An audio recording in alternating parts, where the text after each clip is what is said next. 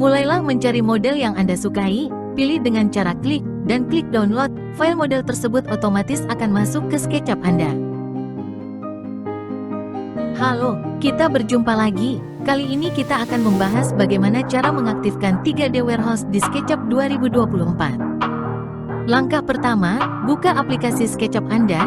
Di sini kami memakai SketchUp 2024, pilih template dalam satuan meter. Kenapa template sederhana satuan meter? Karena template sederhana ini adalah standar SNI yang baku, lazim digunakan. Kemudian langkah selanjutnya, hidupkan koneksi internet Anda. Koneksi internet dibutuhkan, karena 3D Warehouse menyimpan jutaan model 3D di server jarak jauh. Artinya, model-model ini tidak disimpan secara lokal di komputer Anda. Langkah selanjutnya, perhatikan icon 3D Warehouse di toolbar bagian atas.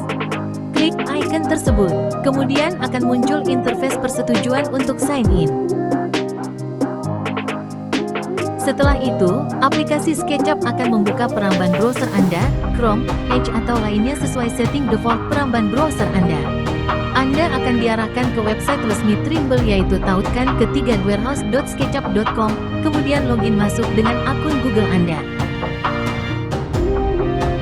Sekarang Anda sudah berada di dalam server Trimble SketchUp. Klik tanda persetujuan, Agree.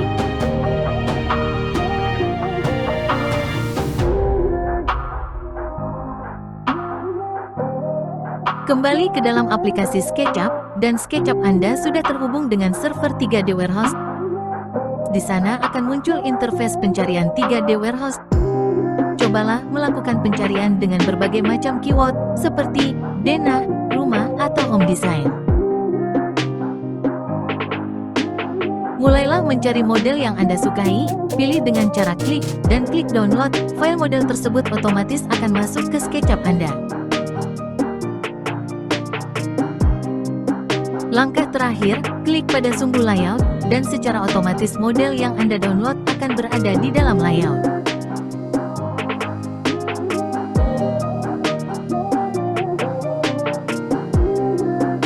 Selamat, Anda sudah bisa menggunakan 3D Warehouse SketchUp. Semoga tutorial ini bermanfaat. Terima kasih.